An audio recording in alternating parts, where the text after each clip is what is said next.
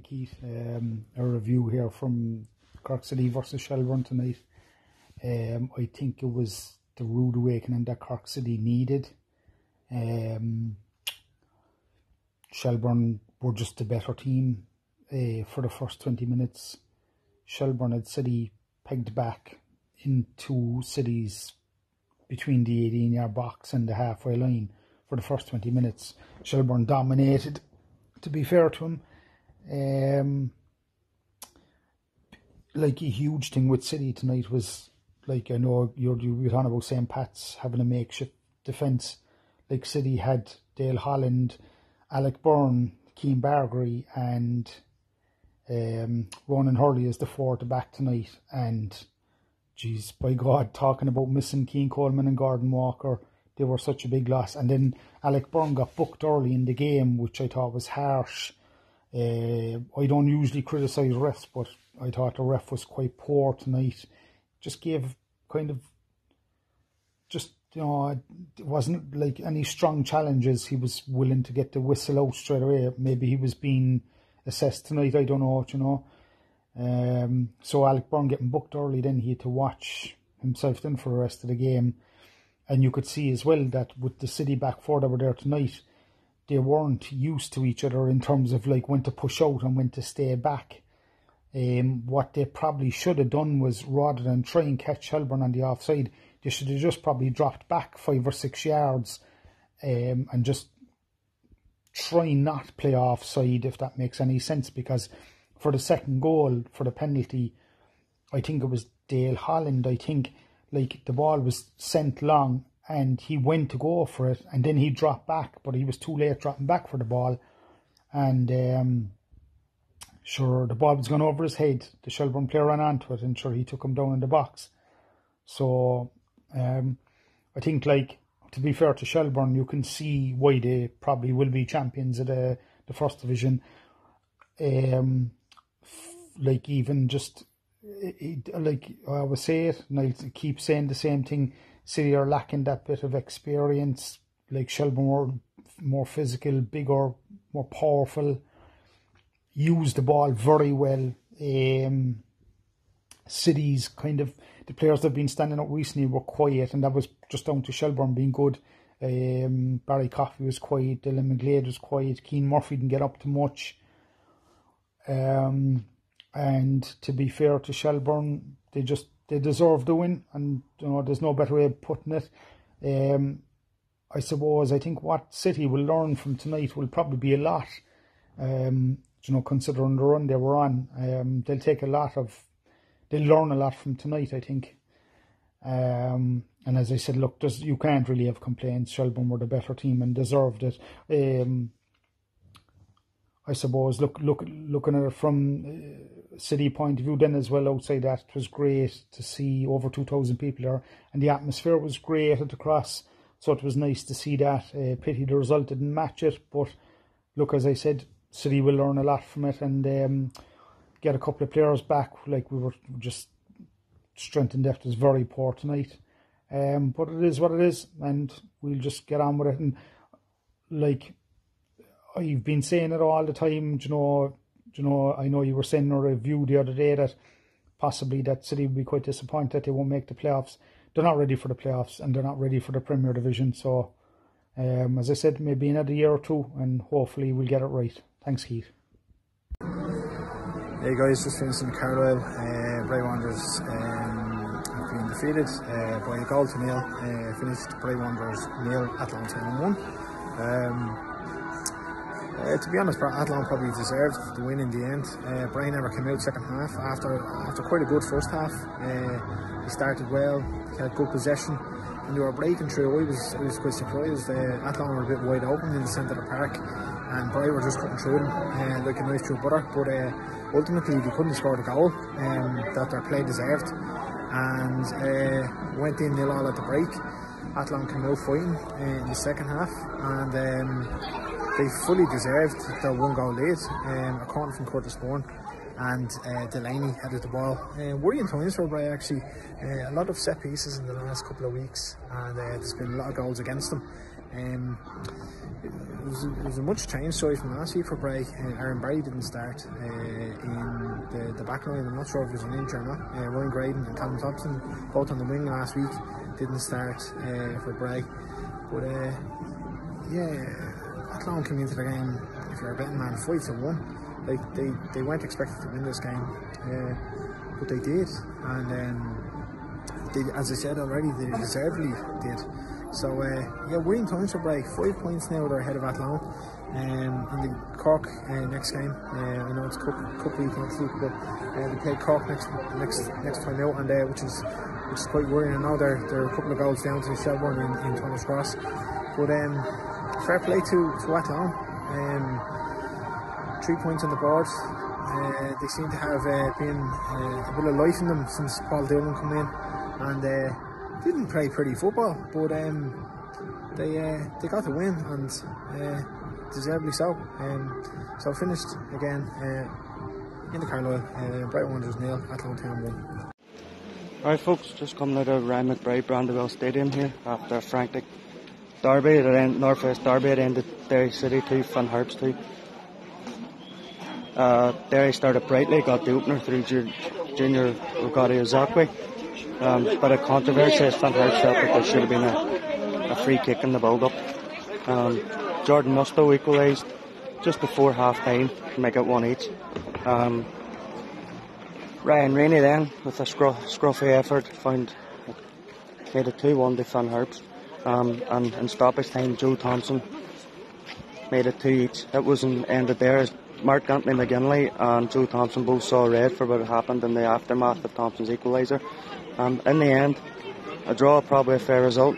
Derry probably didn't do enough to win it. Van Harps will be happy probably with a point. We move on now to the next game against Bohs on the 20th. It's really interesting now in the race for Europe. Good night.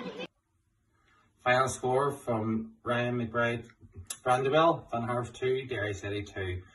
Northwest Derby had everything this evening. 4 great goals, 2 sending off, end-to-end game. Thought overall Derry deserved to get the draw near the end. But Harps played well in patches. McGinley thought he was the man of the match this evening, made some wonder saves, but he got sent off at the end along with Joe Thompson. 7 games now unbeaten still. We've got a game now against Bohemians now on Monday night. Thought the goals that we scored this evening were really good. Musto could be the goal of the season, but I think it was like a cross. It was meant to be goals that Derry scored, a header from Junior, and Thompson got the equaliser. Thought the goal that Derry scored at the start was a foul on Tunde, which led to Derry's opener. Harps had a good few players playing, and the same played well. Rainey thought it was really well, took his goal well. Seymour thought he had a great game as well. Thought we were lacking Webster with his experience in the back line, but overall, come away from the Brandywell with a draw. Positive result for us. We've got Bohs now on Monday night coming, and I also got Dundalk in the Cup on Friday night. Overall, a lot of football still to be played. Great entertainment for the league, and up the Harps. Hello everyone. Hello Keith. Just back after 3-2 win against Bohs there, United Pack. Best first half performance I've seen in a while. The last we seen it was UCD last year. When we were 4-0 up at half time. And look, I know it's UCD and this time we Bohs, but that was brilliant from us there tonight. Bohs were not at their first half, they were just brutal. At the end were there for me, man of the match. Superb up top. Had the ball a few times there, dribbled well. Got the first penalty when Talbot went and took him out. So brilliant from Andy Amer tonight. Just everyone tonight was brilliant tonight, especially the defenders. Redmond and O'Reilly, brilliant as well. First half. I think the forward back now starting to suit us in games such like that. Bohs were just I do it a better team second half. I think that goal from Liam Bott, the halfway line goal, probably has to be goal of the season in my eyes. And then obviously the penalty as well, a bit shaky as well when he scored the penalty, George Kelly. But look, we stuck in now. We grinded out and we got the 3 points, which was good. So yeah, big game now against Watford next week, I think it is, away.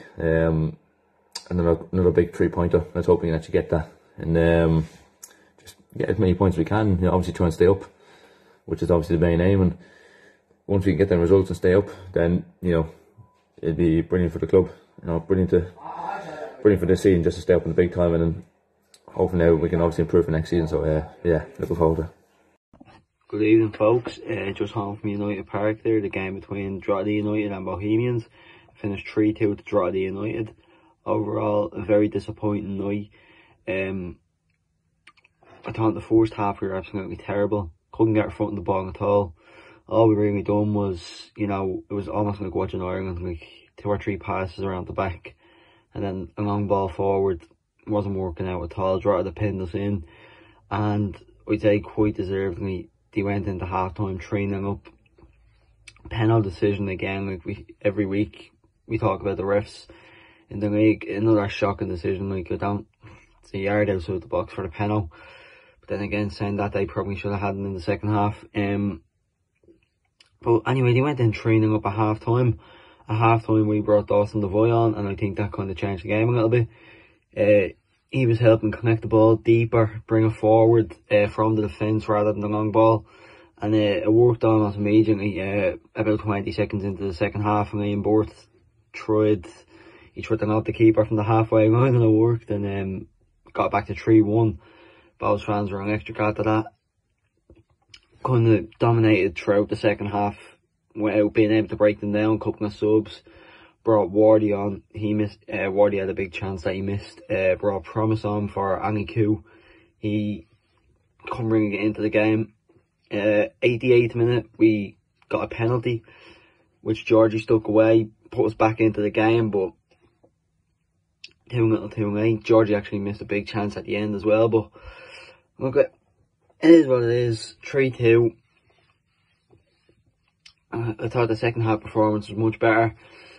If we can build in the second half performance for Monday, I'd be quite happy.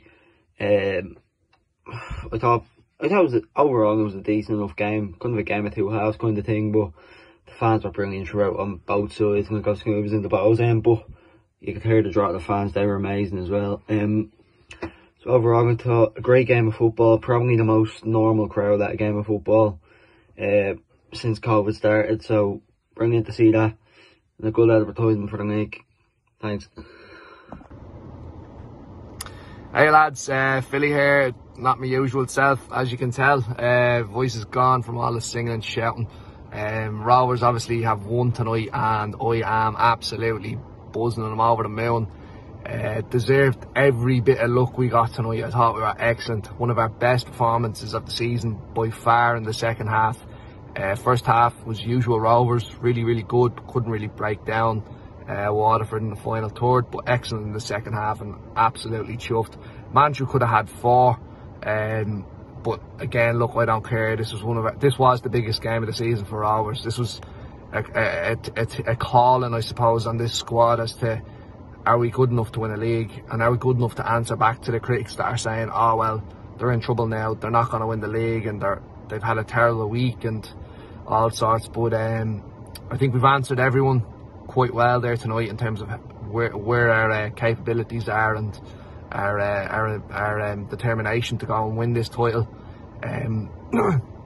Obviously Bo's lost as well, so I'm sure Daz and Keno and Keith are absolutely over the moon, buzzing for Drogheda, and seeing Harps got a draw up there in Harps got a draw as well tonight against Derry, which was great to see. But overall, with Rovers, absolutely delighted and over the moon, and I'm pretty sure I got a clean sweep in the predictions. So yeah, happy days, and roll on next week, lads, because that was electric in Tala, and I'm pretty sure we're getting close back to full attendances now, so sooner the better, because it was electric in there tonight.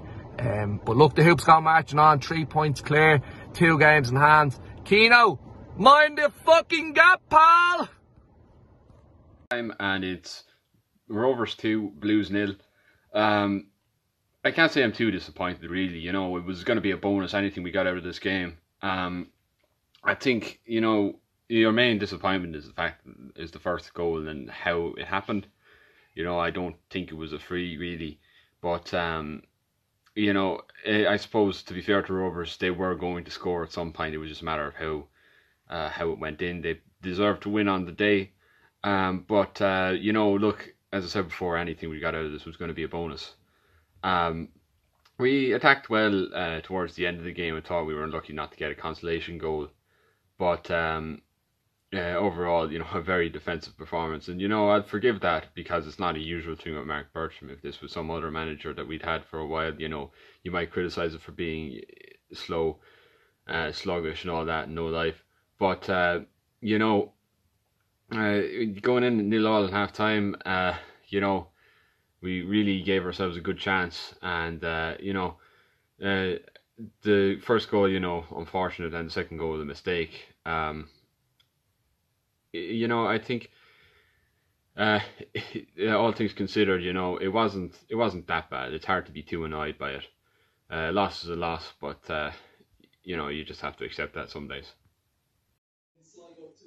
So St. Pat's 0, Sligo 2. Not a good night for Pats. Really poor performance all across the park. I think Darragh Burns might be the only one that you could kind of give maybe a 6 out of 10 to, because he kind of ran himself into the ground. He does try to make things happen. I thought at the back we were very, very poor. Up front we were toothless. I didn't see. We didn't test McGinty. I think Alfie Lewis had a shot in the first half that kind of he kind of palmed away, but we didn't cause enough going forward. We didn't put the ball into the box enough. It's an issue that I've had with Pats for a long, long time. Is like we play lovely football, but you can pass the ball about all you want. If you have nobody to put the ball in the net, what's the point? Like, you can have all the possession in the world, and if it's not gonna come to anything, like, you can pass, give the ball away, and all of a sudden it's in your net.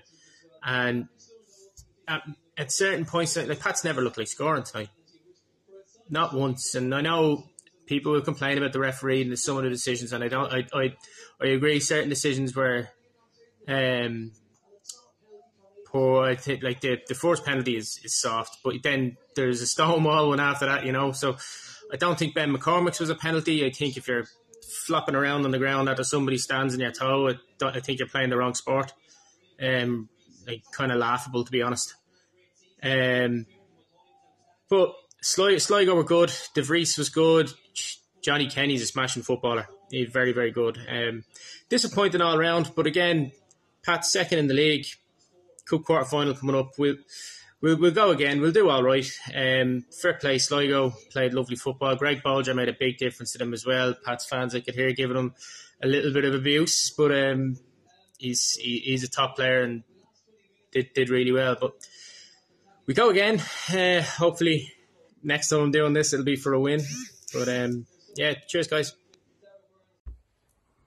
Hi everyone, this is my fan reaction to last night's game, Sligo Rovers v St. Pat's.